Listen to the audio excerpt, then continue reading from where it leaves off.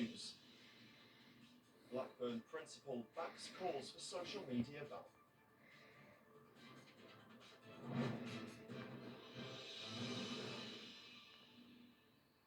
Hello, you're watching Headline News. I'm Jonathan Kemmerite, and a very warm welcome to the programme. The principal at West Home School in Blackburn is supporting calls for a social media ban for under 16s. It comes as a ban is currently being considered by the UK government, which would mean children under 16 wouldn't legally be allowed to have accounts on major social media platforms. Paul Taylor spoke to that CV about why he believes although social media can be a positive thing, a ban could help better protect children.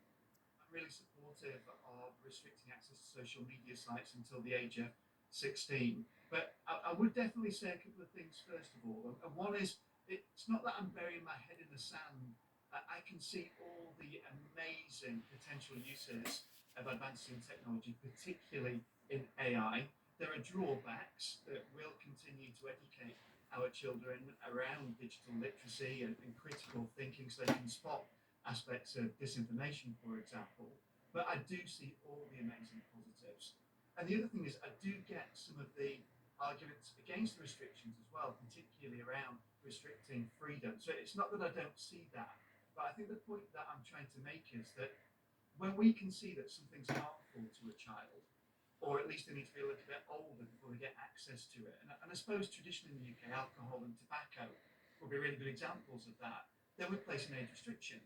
Or if we know that the brain needs to be just a little bit more developed before people get access to something, and driving will be the classic example of that, then we put an age restriction on it. So my argument really isn't against social media generally, it's more about making sure we find the right time in the development of a child's brain to be exposed to it. And in the meantime, it's our job as schools to make sure that when that time does come at 16, they're ready to use it positively, but can also see some of the drawbacks of it. That's TV have reached out to the Department for Science, Innovation and Technology for their comments, and we will give them to you should they respond. The first openly autistic winner of a national beauty pageant and former Chorley beauty queen has opened up about her neurodivergent experience in the hopes of inspiring others. Neve Taylor spoke to Nats TV about why she wanted to push through her challenges and some of the awareness she is raising around her autism and ADHD diagnosis. I first entered pageantry 10 years ago.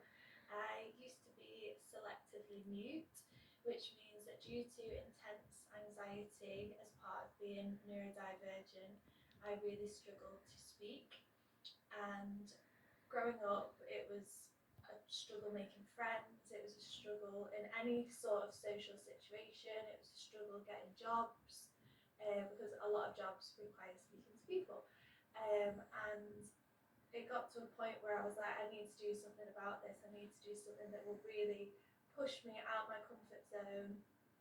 And I came across pageantry, and I thought, well, if there's anything that's going to push me out my comfort zone as far as speaking, and not only that we're being judged for it, then I can put all my efforts into it and just try and get a little bit better day by day. Being neurodivergent as a girl, it's massively underrepresented. People hear autism and they assume stereotypical signs and awareness, which can be like outbursts and wearing headphones, which there's nothing wrong with, and that helps a lot of people.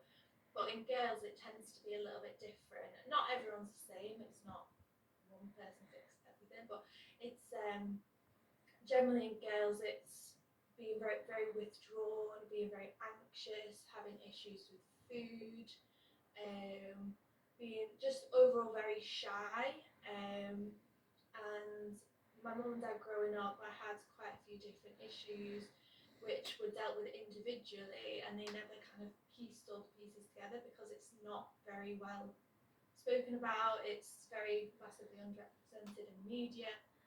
Elsewhere now, a Lancashire man has been jailed for more than 15 years for sexually assaulting a young girl. Burnley Crown Court heard Ian Wagstaff committed the offences against a girl when she was 10 years old. Wagstaff was found guilty by jury of assaulting a girl under 13 by penetration and 2 other offences of assaulting a girl under 13 by touching. In her victim personal statement, the girl told others not to be afraid to tell someone even though it may be hard. A bid to potentially curb the number of licensed premises opening in Lytham over concerns about crime and antisocial behaviour has been rejected. Lytham's town council wanted the restrictions brought in around Henry Street with the support of a number of local businesses, but Fly District Council rejected the proposal, saying many of the problems raised by people and businesses consulted would not have been dealt with by putting in a limit. And now for a quick look at the local sports, where the Cods will be back in action on Tuesday after Saturday's long trip down to Kent as they face Cheltenham Town in the first of 2 home games this week. Town were on the losing end when they visited Cheltenham earlier in the season, so they'll be looking to try and get those all-important points. And now for a quick look at what's going on in your local area. Entertainer Steve Royal has joined the lineup for a concert to help raise funds for those affected by the Waterloo Road blaze last month. Singer Janet Rinsdale said she visited the scene after the blaze and felt so sorry for those who had lost their homes that she was determined to help. The concert will be held at Lytham Institute on Leighton Road on the 12th of April at 7:30 p.m. More than 1,000 elite dance sport athletes from over 50 countries are set to perform in Blackpool later this month for a major international competition. The WDSF Dance Sport Festival will take place at the Winter Gardens from the 26th to the 29th of March, bringing 4 days of Latin dance performances to the resort. And as always, we'd love to hear what you think, so please do get in touch with your views, or if you have a story of your own that should be on the show. Follow us on X, or at That's TV Lancs. Get in touch on Facebook by searching for That's TV Lancashire, or you can write to us by dropping an email to lancashire@thats.tv.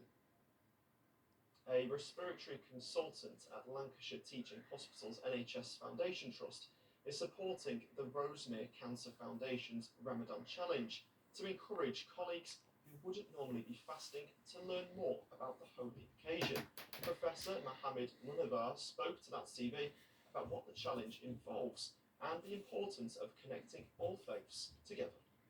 The Ramadan challenge essentially is yet another opportunity for us to raise precious funds, invaluable funds for cancer care, to improve cancer care, to procure cutting edge equipment which is not available through the NHS, so that our patients in Lancashire and South Cumbria get the very best that is available anywhere else in the world. This year is unique because it coincides with Lent. Ramadan and Lent have come together. It's not very often that happens. So we also have the Ramadan challenge itself is an iftar event. Iftar is when we break our fast in the evening, and we try to do it as a multi-faith get-together. Because Ramadan is all about not about peace, about self-control, about discipline, about moral reconditioning, about care, compassion, building community bonds across faiths. So that's what's Ramadan about. And on top of all of that is charity. So this event in the evening, we break our fast together. About this year we had close to 100 people. This was extremely helpful during COVID, during the pandemic, because we saw so many deaths and we needed to work together to look after the patients, look after the relatives of the patients who lost their loved ones. So that led to an interfaith group. And that's your headline news. Coming up next on That's TV, it's your local weather.